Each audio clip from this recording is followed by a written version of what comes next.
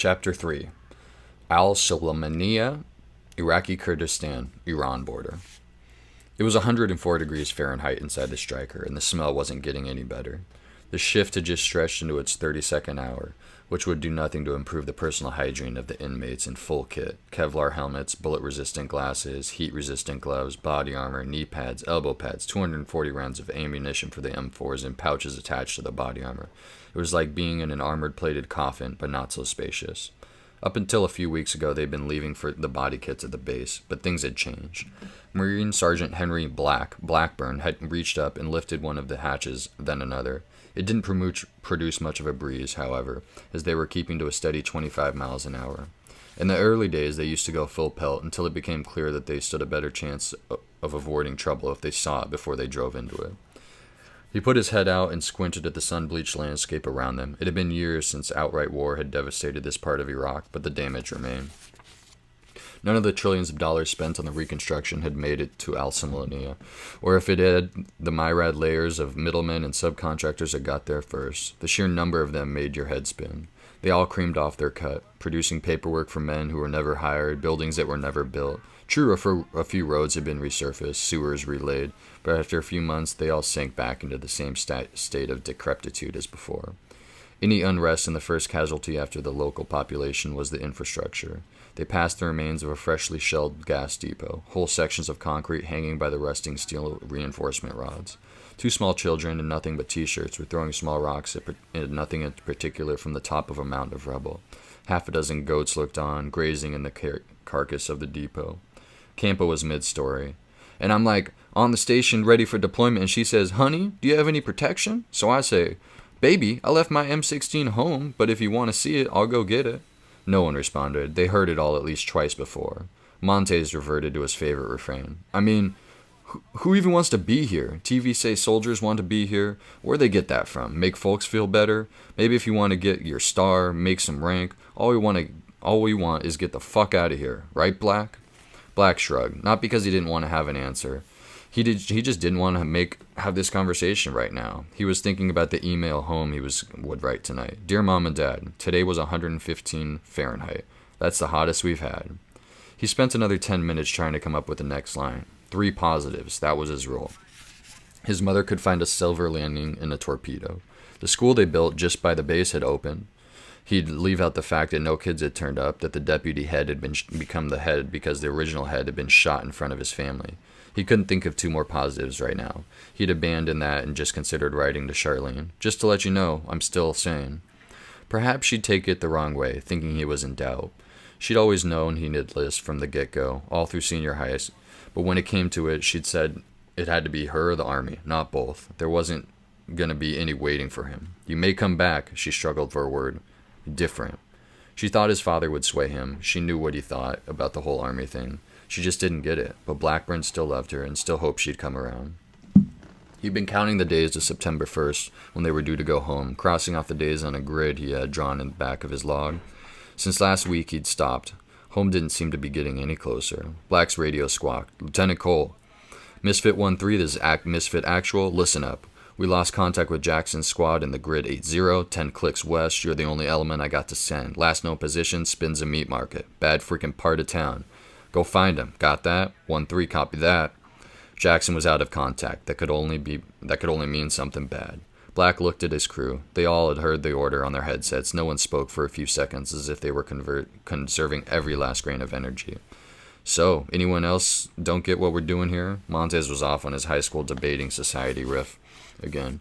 Blackburn wished he would shut up and just do his job. He was tired, and this was making him feel tireder. "Quit being a fucking hippie, Montez." Chaffin ripped the wrapper off his stick of gum and folded it into his mouth. Montez loosened his grip on his weapon. "All I'm saying is we're here to keep a lid on things and not start a fucking war with Iran. That's the PLR is not Iran. Man, we've been over this 100 times.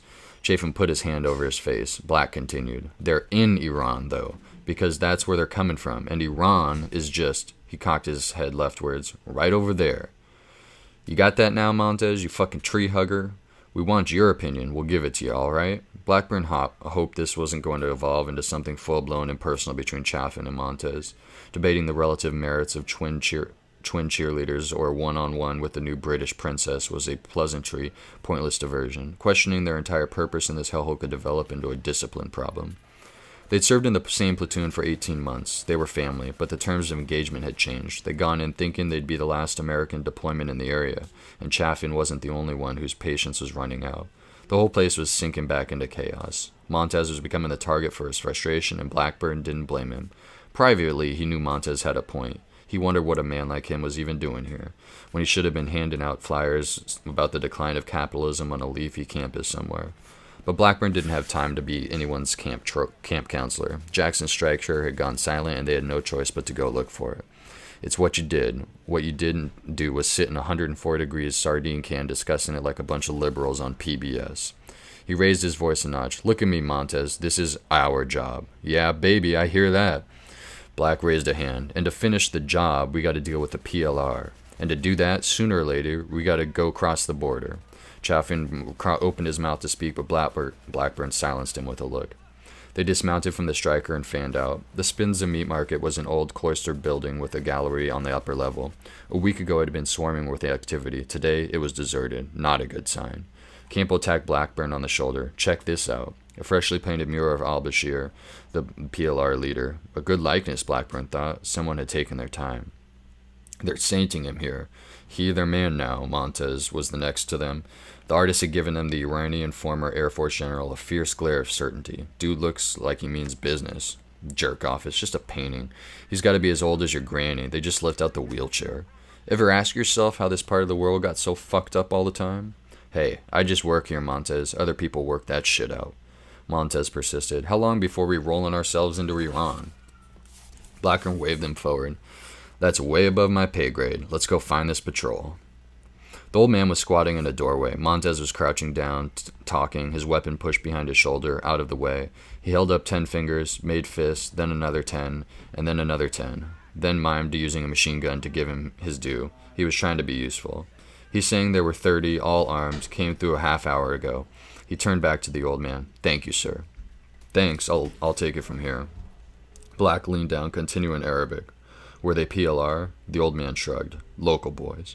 He shook his head, although it could have been more of a tremor, and pointed at the westward gate of the market. Well, let's go the way the old man says. The gate led into a narrow street of 3-story buildings. Blackburn heard a couple of shutters close and a baby crying. A Toyota pickup lay sideways across the street, the front fender torn away as if it had been swiped by a much heavier vehicle and in a hurry. Black signaled to the others to hug the walls. Big cross street here. Exposed. They all heard the rumble at the same time. Tracked vehicle. Blackburn flattened himself against the corner wall and peered around. He saw the vehicle nose out of a gateway a block up across the street and turn left, moving away at patrol speed. Black got on the radio.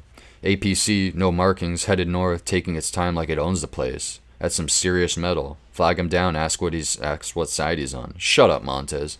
Take a right up that street where he just came from. They crossed the road in twos. Keep him moving. So quiet, it's like they got the whole place on lockdown, or the Pied Piper just been through. I don't like this shit. Okay, that's a combat indicator. Take it slowly, guys. The side street the APC armored personnel carrier came from was a narrow chasm of tall buildings with overhanging upper stories, throwing it into dark shadow. At the other end, it opened to a small plaza. A group of women were huddled down behind wicker baskets in a deep doorway near the plaza entrance. They were waving them forward, pointing upwards. Okay, let's not do what the lady says just yet. Get visual on the rooftops. They froze, scanning the rooftops and every shuttered window. Blackburn saw the silhouetted figure just as the masonry behind him shattered. Sniper! Cover! Cover! Black wheeled round just in time to see Chaffin's shoulder explode. Man down! Smoke cover! Now! Campo tossed a white phos grenade to block the sniper, while Blackburn and Montez grabbed Chaffin and pulled him into a doorway, but he didn't want to go, wrestling them with dissipating strength. Get me back up! I can still shoot! Let me at him, the fucker! Easy, soldier. Matikovic was screaming down the radio. Fucking smoke! I had visuals on 3 more! The wounded was bloody, but not deep. Blackburn let Chaffin get to his feet. He swayed, then grinned. I'm fucked up, but I'm up. Let me at him. Through the smoke ahead, Matkiev loosed off a couple of mags at the rooftop where Chaffin's sniper had been. Paused, waited. As the smoke cleared, Blackburn saw the sniper fold up on himself and drop like a bad guy in a western. The body thumped into the street 10 feet from Matkovic. who stood in a doorway, but Matovic didn't react. He was static, staring ahead into the plaza. Something about his stance, weapon drawn, told Blackburn that Matovic had seen something he was going to have trouble forgetting. Without alternating his gaze, he beckoned to Black. "Think we found what we came for." Two dead Marines were sprawled at the gates of the plaza. One helmet gone, face half off, looked like he'd been closest to an RPG. The other, a wide red crater in his chest, had a pensive look in his eyes, which were fixed on the blazing sky. Blackburn leaned down, took the tags off one, then the other, and pushed them into his top pocket. "Fuck this day." "Black, look up." Matiovic was first into the plaza. Bodies and body parts had been thrown in all directions. The striker was on its side, its ramp down and its tires on fire, with all 8 wheels twisted at different angles. Close by was the chassis of what might have been a small truck or bus, the bodywork vaporized by the IED it had been carrying. A low rhythmic groaning was coming from inside the striker. Matovic was already on the radio ordering CAS evac, trying to keep his rage under control as the voice on the other end pressed him for more detail, eventually exploding, "Just get the fuck here yesterday, okay?" He turned to Black, going to check inside the striker. "Stop." The word was out of his mouth before Blackburn knew why he'd said it. There were several other damaged vehicles in the plaza, 2 minibuses, glass all gone, peppered with shrapnel dents. Blackburn motioned them back, tracked right until he could see another vehicle, a Nissan pickup on the other side of the striker. Like the others, it was a mess, its windows and lights gone, every panel dented, but something was wrong. It was the tires, still inflated. They should have been shredded. Matovic looked at Black, then the pickup. Some civilians were starting to appear at their windows, looking down on the plaza. Matovic waved his hands in the air like he was doing the breaststroke, screaming in Arabic, "Back inside!" Black tracked further right, scanning what he could of the area around the pickup, looking for detonator wires. Whoever planted this was waiting until as many U.S. as possible were crowded around the striker, tending to the dying and wounded. A woman, only her large brown eyes visible under a dusty gray burqa, was watching him from beside a fruit stand. A young woman, his age, maybe younger.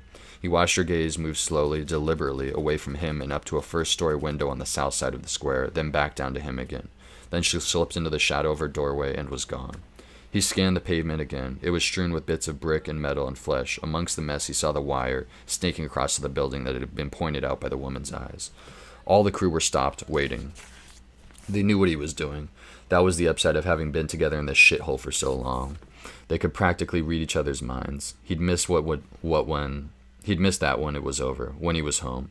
Where else would he ever have that closeness, that rapport? With a woman, maybe, a family? Or would it be too fucked up by then? Maybe he'd become too good at this and blow his chance of having a life. One thing at a time, he said to himself. Focus. He took his time, backed out of the square, fixing the building in his mind before he checked out and approached to it from the rear.